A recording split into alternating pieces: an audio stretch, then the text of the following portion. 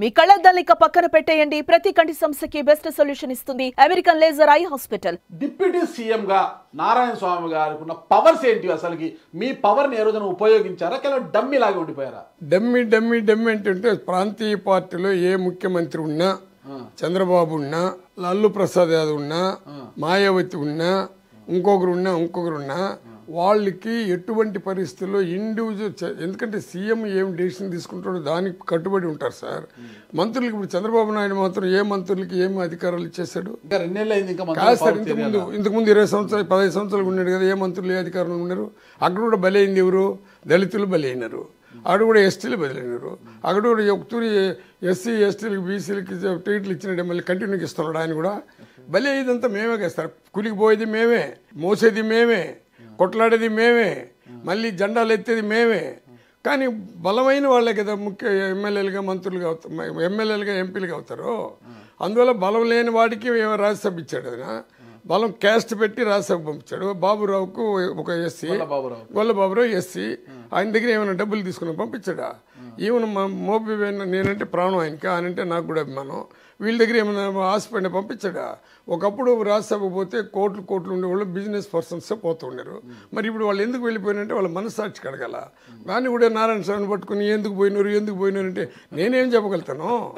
వాళ్ళు ఎందుకు పోయినారు? రేపు వాళ్ళు నారాయణ స్వామి గారికి పవర్ ఇచ్చారు, డిప్యూటీ సీఎంకి ఇచ్చిన చిత్తూరు జిల్లాలో మీకున్న పవర్ ఏంటి? 5 ఏళ్ళు ఏం పవర్ చేశారు? ఒకరికి కదా పవర్ ఉండింది. ఏం చేయాలన్నా చిత్తూరు జిల్లాలో ఆ ఒక్కరు చెబితేనే ఏదైనా జరిగేది. నారాయణ స్వామి గారు ఏం చేయగలిగారు చెప్పండి? పవర్ ఏముండింది? ఇప్పుడు నాకు పవరే లేకపోతే నేను రాష్ట్రపతి చాపర్లు ఎందుకు పోతాను? జగన్మోహన్ రెడ్డి నన్ను ఎందుకు పంపించి, ఏ చంద్రబాబు నాయుడు ఏ ఎస్సీని కానీ ఎస్టీలు కానీ రాష్ట్రపతి దీంట్లో పంపించిన చరిత్ర ఉంది ఆయనకి. నేను పద్మావతికి నట్టుగా రాజకీయ సమానత్వం చూపిస్తున్నారు సార్. నేను పోతే ప్రోటోకాల్ ప్రకారంగా నన్ను కూర్చొని పెట్టారు. ప్రోటోకాల్ ప్రకారం నేను మాట్లాడుతున్నాను.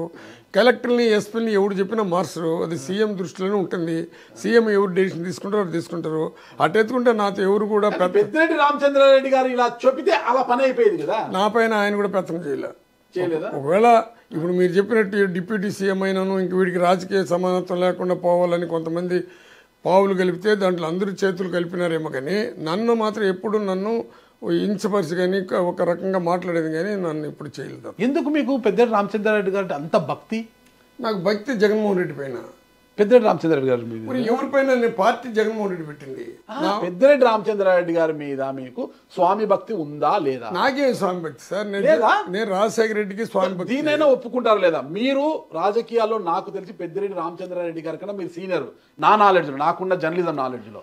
అయితే మీరు 1972లోనే రాజకీయాల్లో ఉన్నారు. 1974 81 మీరు సమితి ప్రెసిడెంట్ అయ్యారు. మీ తర్వాత ఆయన రాజకీయాల్లోకి వచ్చారు పెద్దిరెడ్డి రామచంద్రారెడ్డి గారు. అలాంటి పెద్దిరెడ్డి రామచంద్రారెడ్డి గారికి మీరు పాదాభివందనం చేశారా లేదా ఒక బహిరంగ సభలో? నేనా పాదాభివందనం అనేది నా మైండ్లో ఒక జగన్మోహన్ రెడ్డి చేసుంటా, రాజశేఖర రెడ్డి చేసుంటా. మళ్ళీ ఇప్పుడు మీరు ఇట్లా మాట్లాడినారు కదా, మీరు దీన్ని పెడతారో లేదా పబ్లిక్ నాకు తెలియదు. కానీ ఎస్సీ కమ్యూనిటీలో ఎస్సీలు అయిన వాళ్ళు ఎవడో ఒక ఆధారం పట్టుకొని వాడు డబ్బులు పెట్టో వాడు ఇంకోటి పెట్టో గెలిపిస్తే వాడి ఇంటికాడ పోయి సేద్యం చేయాల్సిందే కదా అందరూ. ఇప్పటి వరకు ఎవడైనా సొంతంగా ఎస్సీగా ఉండేవాడు నిర్ణయాలు తీసుకొని ఆ మంత్రిని ఆ నియోజకవర్గంలో ఉండే పెద్ద లీడర్ని ఎదిరించి వాడు ముందుకు పోగలుగుతాడా? చెప్పండి సార్. నేను సమితి ప్రెసిడెంట్గా అందరిని ఎదిరించి ముందుకు పోయినా, ఎమ్మెల్యేగా అందరిని ఎదిరించి ముందుకు పోయినా. అంటే రెడ్లు కాదు, బలమైన వాళ్ళందరినీ ఎదిరించినోడే నేను. కానీ డిప్యూటీ సీఎం అయిపోయినాక పార్టీ వ్యవహారాలంతా కూడా మనం చూసుకునే పరిస్థితి మనకు ఉండదు. ఎందుకంటే ఇప్పుడే చెప్పాను నీకు, ఏ పార్టీ కూడా ఎస్సీలని ఎక్కడ ఎదగనిస్తారో. కనీసం ఎస్సీలని కూడా పెట్టుకొని కారు ఎక్కమని చెప్పింది ఒక జగన్మోహన్ రెడ్డి. దానివల్ల మాకు అధికారం ఉందా అధికారం లేదా, ఇది పెద్ద పవర్ వచ్చిందా అనేది కూడా నాకు ఇష్టం లేదు. కానీ కనీసం నేను కారు అక్కడ పోతూ ఉంటే డిప్యూటీ సీఎంగా అన్నను విలువ ఎక్కొచ్చు అని చెప్పేవాడు. నేను మళ్ళీ మీకు చెప్తున్నాను, అంటే మేము బానిసగా బతకలేని అంబేద్కర్ భావాలతో బతికేవాడు. ఈరోజు నా పరిస్థితి ఎట్లుండదంటే, ఇంతకుముందు 3 తూర్లు అడిగినారు, మీరు ఒక డిప్యూటీ సీఎం గుండి నిన్ను 5 సంవత్సరాలు పెట్టుకొని నిన్నెందుకు ఆడిచ్చిందానికి. నేను ఫస్ట్లోనే జగన్నానికి చెప్పిన, ఈ తూరి మా పాపకి ఇవ్వండి సర్టిఫికేట్ అని చెప్పిన. ఆమె కానీ ఇస్తామని చెప్పి కానీ కంటిన్యూగా చేస్తుంటే పాప ఓడే ప్రశ్న కూడా ఉండదు. మాది ఏమైపోయిందో కన్ఫ్యూజన్ స్టేజ్కి పెట్టేసినారు. మీరు చెప్పినట్టు ఒక డిప్యూటీ సీఎం నింది నువ్వు ఎంపీకి పోను, ఎమ్మెల్యేకి పోను, ఎమ్మెల్యేకి పోను ఆడిచ్చేది ప్రజలకందరూ కూడా ఆడిచ్చినారు అనేది భావన వాళ్ళకి కూడా ఉంది. కడన నువ్వు చెప్పినట్టు జగన్మోహన్ రెడ్డి నన్ను ప్రేమతో చూశాడు కాబట్టి నా బిడ్డకి ఇవ్వాలనుకున్నాడు. నువ్వు ఇప్పుడు చెప్పారు కదా నా గాలికి గెలుస్తారని, ఆ దృక్పథంతో మా పాపకి ఇస్తే గెలుస్తాడు, పొలిటికల్గా వాళ్ళని ముందుకు తీసుకొని రావచ్చు అని ఒక ఆలోచనతో కూడా జగన్మోహన్ రెడ్డికి ఉండొచ్చు. మీకు జగన్మోహన్ రెడ్డి గారికి మీ పట్ల చాలా అభిమానం ఉంది కాబట్టి మీ కుమార్తెకు ఎమ్మెల్యే టికెట్ ఇచ్చారు కదా. మీ ఆవిడ పరంజ్యోతి గారిని జెడ్పీ చైర్మన్ చేసుకోవాలని మీరు అనుకున్నారు. అందుకే కార్వేటి నగరం నుంచి మీ భార్యని ఏకగ్రీవంగా గెలిపించుకున్నారు, ఏకగ్రీవం చేసుకున్నారు, పోటీ లేకోకుండా ఏకగ్రీవం చేసుకున్నారు. కానీ జెడ్పీ చైర్మన్ కాకోకుండా అడ్డుకుంది ఎవరు? అది ఓసికి వచ్చింది కదా సార్. ఓకే ఓకే, కానీ రిజర్వేషన్ మార్పించి జనరల్, అది జనరల్ వచ్చింది, రిజర్వేషన్ అప్పుడప్పుడు మార్పించారు. అంటే మీ ఆవిడని మీరు జెడ్పీ చైర్మన్ చేసుకుంటారని మీ ప్రభుత్వం ఏదనుకుంటే అదే కదా జరిగేది. రిజర్వేషన్లన్నీ కూడా మార్చేశారు కదా. మీకు మనస్ఫూర్తిగా 3 పర్యాలు దండం పెట్టి చెప్తున్నాను, మాకు రిజర్వేషన్లు ఏ విధంగా గుప్తా అని అడిగితే తెలుస్తుంది. కలెక్టర్ గారు ఉన్నాడు, ఎవరా కలెక్టర్ గారు మాకు అదే భరత్ గుప్తా, ఆయన అడిగి తెలుస్తుంది. కనీసం మాకు ఎట్ట రిజర్వేషన్ మార్చారు, ఎట్ట వచ్చింది అనేది నా ఆత్మసాక్షిగా నాకు తెలీదు. అది ఎవరు మార్చారో వాళ్ళ పతనానికి దారి తీస్తుంది. నేను మా మిస్సెస్ ని జడ్పీ చైర్మన్ చేయాలని నా 3 బిడ్డల సాక్షిగా నాకు ఆలోచన కూడా లే. నా 3 బిడ్డల సాక్షిగా మళ్ళీ వీడు కూడా అబద్ధాలు చెప్తాడు అనుకుంటే అది మీకు మీ విజ్ఞత వదిలేస్తుండ. అక్కడ ఏమైందంటే లేడీకి ఇచ్చే లోపల అక్కడ మా లీడర్లో మా ఎస్సీలో కూడా మొత్తం జెంట్స్ కావాలనుకుంటున్న వాళ్ళు కూడా సైలెంట్ అయినారు. అప్పుడు మా పాపకు పెట్టాలనుకునేది వాస్త నేను ఎవరినే ఈ కృపాలక్ష్మికి, ఆమెకి అక్కడ మున్సిపాలిటీలో ఓటు ఎక్కుంది కాబట్టి అక్కడ ఓటు ఎక్కులే. ఇంకా ఎవరు ముందుకు రాలేదు కాబట్టి మా పాపని మా మిస్సెస్ని పెట్టాల్సి వచ్చింది. అంతేగాని నేను రాజకీయంగా నా తరపున నా భార్యని నేను ఉండేటప్పుడు నా భార్య జడ్పీటీ సేవలనే ఆలోచన కూడా నాకు లేదు. కానీ మీరు నమ్మరు, లేకపోతే నువ్వు ఎట్లా యాక్సెప్ట్ చేసినావని మాట్లాడచ్చు.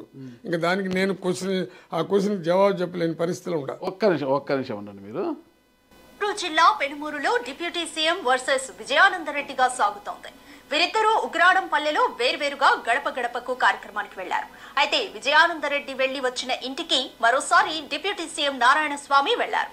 డిప్యూటీ సీఎం కు అడుగడుగునా నిరసనలు ఎదురయ్యాయి. గ్రామ సమస్యలపై నిలదీశారు వైసీపీ శ్రేణులు. ఏకంగా వైసీపీకి చెందిన ఓ మహిళ డిప్యూటీ సీఎం పై ధ్వజమెత్తారు. గెలుపు కోసం ఇంటింటా ప్రచారం చేయించుకున్నారని, ఇప్పుడు వైసీపీ నేతలే చంపాలని చూస్తున్నారని ఆరోపించారు. ప్రాణహాని జరిగితే దీనికి వైసీపీ నేతలే బాధ్యత వహించాలన్నారు. గ్రామానికి కనీసం రోడ్డు వేశారా అంటూ ప్రశ్నించారు. ఇదంతా తప్పుడు వార్తలు. చూడు వాళ్ళే బాధ్యత వహించాలా. నా కొడుకు రేపు రౌడీలు పిలిపించున్నారు, మేము కనుక్కున్నామని మళ్ళా వెనక్కి పూసినారు. రౌడీలు వచ్చినారనేసి కొట్టి నా కొడుకుని కొట్టి చంపాలనేసి. నా కొడుకు రేపు వాళ్ళు కుమ్మక్కయ్య మాట్లాడి ఇచ్చేసినారు. చూడు వాళ్ళే బాధ్యత వహించాలా. పార్టీ వాళ్ళే, ఊర్లో వాళ్ళే, ఈ ఊర్లో వాళ్ళే. మెట్టు మీద ఒకరు, వీళ్ళతో కూడా కలిసి ఉండేది మెట్టు మీద ఒకరు, ఊర్లో వాళ్ళు. మేము కూడా జగన్ పార్టీ. వీళ్ళు అట్నే మాట్లాడేది. వీళ్ళు ఏం చేసేసినారు సార్ గెలిపించిన దానికి? నా కొడుకు చూసే ఓట్లేపించినారు. ఈ పొద్దు నా కొడుకుని చంపాలని చూస్తే నాకుండదు ఒక బిడ్డ. ఉగ్రాన్పల్లికి పోదాం పదండి సార్. ఆడ ఒకటి జరిగింది వాస్తవం చెప్పేదా. నా పైన నేను ఆత్మాభిమానం చంపుకోకూడదు మళ్ళీ కానీ చెప్పినంటే మళ్ళీ ఇది ఆఫ్ ది రికార్డు. నేను ఒక డిప్యూటీ సీఎం ఉండేటప్పుడు జగన్మోహన్ రెడ్డి దగ్గరికి ఒక 5-6 మందిని ఎందుకు పిలుచుకొని పోవాలా, పిలుచుకొని పోయిన వాళ్ళు ఎవరు అనేది మీకు అందరూ కూడా తెలుసు. అక్కడ ఏం జరిగిందంటే నన్ను మానసికంగా దెబ్బతీశారు ఒక వ్యక్తి. దానికి నేను రియాక్ట్ అయినా. నన్ను కానీ ఏదైనా జరిగితే మాత్రం నేను ఒప్పుకోనని చెప్పినా కానీ పేదవాళ్ళు కడుపు కొట్టే మాట. మీకు విజయానంద రెడ్డి గారికి గొడవలు ఏంటి అసలు? నాకు ఆయనకి ఏం గొడవలు లేవు. మీకు రోజా గారికి కూడా గొడవలు లేవు? అబ్బే నాకు ఆమెకి కానీ ఆమెకి ఒక ఫీలింగ్ పాపం. ఆమె చిన్న బిడ్డ మాదిరిగా నాకు ఆమెకి ఎప్పుడు గొడవలు లేదు. అసలు మీరు ఆమెకు సహకరించలేదు. పుత్తూరులో ఉంటారు కానీ పుత్తూరులో ఉన్న ఎస్సీలకు కావచ్చు ఇంకోరికి కావచ్చు మీరు మాట చెప్తే ఓట్లు వేస్తారు. కనీసం రోజాని గెలిపించండి అని కూడా మీరు సహకరించలేదని కదా ఆమె ఆరోపించారు కదా మొన్న ఎలక్షన్లోనా. ఎప్పుడు ఆరోపించింది నా పైన? ఇటీవల ఆరోపించారు కదా. అసలు నారాయణ సామాన్ నాకేం సహకరించడం లేదని ఆరోపించారు కదా. ఇంకా నేను ఇటు మాట్లాడితే నేనేం చెప్పగలుగుతాను? నా చరిత్రలో నా జీవితం ఉన్నంతవరకు ఏ పార్టీ అని కానీ ఒకే పార్టీలో ఉన్నాను, ఒకే పార్టీకి ఓటేయమంటాను. వాళ్ళు ఎంత వ్యతిరేకులు అయితే కూడా ఆ పార్టీని గెలిపించేదానికి ప్రయత్నాలు చేశారు. రేపు ఆమె రోజమ్మ వస్తే అడుగుదాము కూర్చొని ఇప్పుడు మీకు అన్నీ తెలుసు, ఎట్టెట్ట జరుగుతున్నది, ఎట్టెట్ట మార్చారు, ఏ విధంగా ట్రబుల్ ఇచ్చారు, రకరకాలుగా బాధలు పడిన వాళ్ళు ఉంటాం మేము. ఇప్పుడు ఇవంతా చెప్తే ఇంకా లేని తలకాయ నొప్పులు వస్తుందని చెప్పేసి నేను ఆమె జోలికి నేను ఎప్పుడు రచ్చలు పడింది కూడా. కానీ ఆమె ఒక ఆలోచనతో వెళ్ళిపోయింది. ఏం ఆలోచన అది? ఏందో ఆమె ఎవరితో ఆమె చిన్న బిడ్డ మనస్తత్వం, ఆమెకి నాకు ఎలాంటి వ్యతిరేక భావాలు లేవు. నీకు ఆనంద్ రెడ్డి ఉండి అడగండి, వాళ్ళ తమ్ముడు ఉన్నాడు కుమారస్వామి రెడ్డి అడగండి. అది ఎట్ట జరిగిందంటే జనరల్గా నేను తెల్లారి లేచి మామూలుగా గోలోళ్ళ మాదిరి తిరుగుతున్న గ్రామానికి. అందువల్ల ఆమెకి నాకు పెద్దగా ఎప్పుడు ఇంత తిరిగినా మిమ్మల్ని ఎందుకు ఓడించారంటారు జీడీ నెల్లూరు నియోజకవర్గ ప్రజలు మీ కుమార్తెనే? జనాలు కూడా ఇప్పుడు మీరేగా చెప్పారా, ఎమ్మెల్యేలు పనితనాన్ని చూసి ఓటు వేసిన పరిస్థితి ఈ ఎలక్షన్కి రాలేదు సార్. ఓకే, మరి ఎందుకు ప్రజలు ఏ విధంగా అనుకున్నారంటే జగనన్న క్యాండిడేటా చంద్రబాబు క్యాండిడేటా, కూటమి ముగ్గురు వచ్చే లోపల వాళ్ళు ఇచ్చిన పథకాలు వాళ్ళు ఇచ్చిన వాగ్దానాలకి ఆవుతైపోయినారు. ఎందుకంటే దానిపైన బాగా ఇంట్రెస్ట్ అయిపోయింది పబ్లిక్కి. అది వస్తే మనకు బ్రహ్మాండంగా వస్తుందని ఒక ఆలోచనతో వెళ్ళిపోయినారు. అంతేగాని నన్ను కసిపెట్టుకొని నా నియోజకవర్గంలో నన్ను ఓడించింది కాదు, మా పాపను ఓడించలా. అంటే మీరు చెప్పినట్టు ఎవరికో ఒకరికి కానీ 6 నెలలకు ముందు 5 నెలలకు ముందు కన్ఫర్మ్ చేస్తుంటే అసలు నాకు డౌటే లేదు కదా. నన్ను ఎందుకు ఈ పక్క ఆ పక్క మా తిప్పుతారనే డౌట్ నాకు రాలేదు కదా. ఎందుకు మళ్ళీ అలా జరిగిందంటారు? అది జరిగిన వాళ్ళ ఇంకోటి కూడా కొంతమంది నాతోనే కలిసి జగనన్నతో మాట్లాడి నాకు కాని వాళ్ళని కూడా ఆయన దగ్గర తీసుకుని పెట్టి ఆయన ద్వారా ఇస్తే మళ్ళీ వాళ్ళ ఇళ్ళకి వాళ్ళే పోయి మళ్ళీ వాళ్ళు కూడా మనకు ఉపయోగపడకుండా పోయినారు.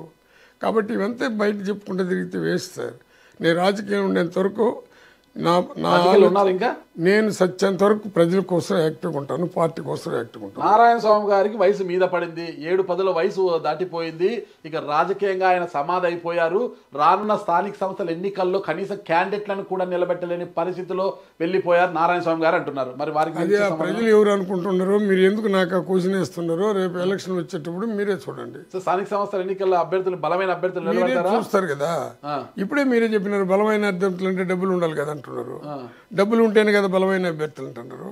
వ్యవస్థని ఆ విధంగా అంబేద్కర్ యొక్క చట్టాన్ని ఆ విధంగా మార్చారు. అసలు ఎమ్మెల్యేలు అమ్ముడు పోయే వాళ్ళపైన చట్టం తెమ్మని పార్లమెంట్లో, ఎంపీలను అమ్ముడు పోయే వాళ్ళని చట్టం తెమ్మని పార్లమెంట్లో.